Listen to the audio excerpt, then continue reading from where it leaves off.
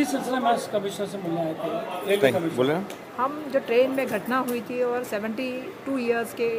जो बुज़ुर्ग थे उनको जिस तरह से मारा गया और जिस तरह से उनके ऊपर हल्ला हुआ और जो पुलिस दल में शामिल होना चाहते वैसे युवकों ने वो हल्ला किया था, तो उसके खिलाफ हम बोलने आए हैं कि उनको जो टेबल जामिन हुआ है और जो कलम लगे हैं उस जगह पे हमारा कहना था कि उनके ऊपर और कलम लगने चाहिए, जैसे डकैती का है, जैसे सामाजिक द्वेष निर्माण करने का है। तो उस चीज़ें मामले में हम मिलने आए थे। उससे पहले हम जो थे वो पुलिस कमिश्नर से भी मिले और पुलिस कमिश्नर से भी हमने यही कहा है कि जो चेतावनी को स्टेटमेंट करते हैं या जो प्रशोधक जो स्टेटमेंट करते हैं जिसमें दो समाजों के अंदर झगड़ा हो,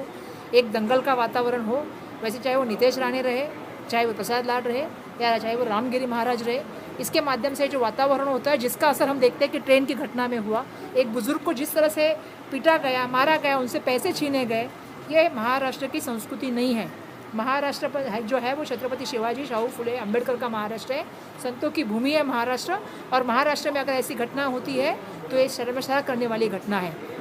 और जो पुलिस में जाते हैं लोग, उनकी अगर भावना ऐसी होगी तो उनको बिल्कुल टॉलरेट नहीं होना चाहिए। जो पुलिसों के बारे में बुरी बात करते हैं, आज पुलिसों के संरक्षण में ही बोलते हैं कि हम सागर बंगला हमारे सपोर्ट करता है, तो उप मुख्यमंत्री महोदय से हमें कहना है कि आप ये जो कहते हैं ना आपके लोग जो पुलिस वीडियो निकाल के अपनी वाइफ को दिखाएंगे,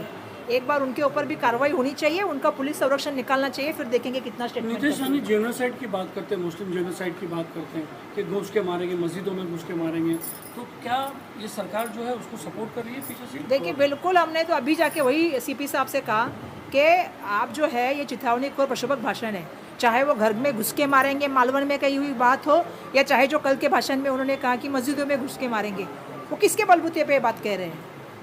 राज्य के उप मुख्यमंत्री और सागर बंगले के ऊपर कह रहे हैं, क्योंकि उन्होंने एक ज़माने में कहा है पहले कि सागर बंगले में हमारा बॉस रहता है, लेकिन इस देश में कॉन्स्टिट्यूशन चलता है। इस देश का अगर कोई बॉस है तो देश का कॉन्स्टिट्यूशन इस देश का बॉस है। तो मुझे उनसे यही कहना है कि चाहिए जो सब लोग जो एक स्टेटमेंट करके एक वातावरण जो है, चाहे वो मुंबई हो चाहे वो महाराष्ट्र हो, जिसमें एक अलग जात धर्म में झगड़ा लगाने का काम कर रहे हैं, सामाजिक सलोख का बिगाड़ने का काम कर रहे हैं, तो उप मुख्यमंत्री महोदय को अभी बोलना पड़ेगा कि क्या कर रहे हैं ये लोग। हमने तो अभी सीपी से मांग की है कि इनका पुलिस प्रोटेक्शन निकाला जाए। हम सीपी से आपने मांग की, मगर देखा गया है कि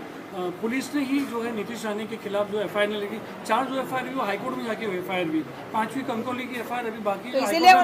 उनको किसी का तो राजस्व है ना, और राजस्व किसका है ये सबको पता है। कांग्रेस क्या स्टैंड लेंगे? हम इसके खिलाफ बिल्कुल लड़े हैं। हम कल भी जाके डीजी को भी इसके खिलाफ मिलने वाले हैं। हम ये कहना चाहते हैं कि महाराष्ट्र को अगर कोई डिवीजन करने की बात कर रहा है, महाराष्ट्र में कोई जात धर्म के नाम पे झगड़ा लगाने की बात कर रहा है, अगर हमारे पुलिस यंत्रणा का जो है वो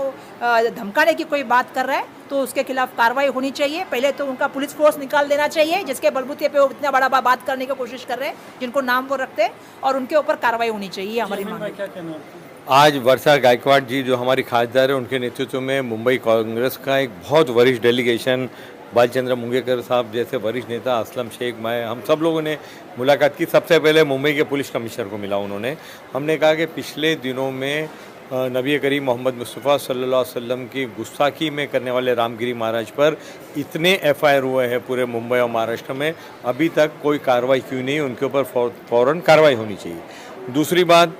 जो ये रेलवे के अंदर भी जो हादसा हो गया वो भी बहुत शर्मनाक है। हमने उनसे बताया था कि हम रेलवे कमिश्नर को मिल रहे हैं, मगर रेलवे पुलिस और मुंबई पुलिस ने इस तरह की घटना को रोकना चाहिए, और जो लोग इस तरह की घटना में शामिल हैं उन पे ऊपर कड़ी से कड़ी कार्रवाई होना चाहिए। और कल जो नीलेश राणे ने जो बताया है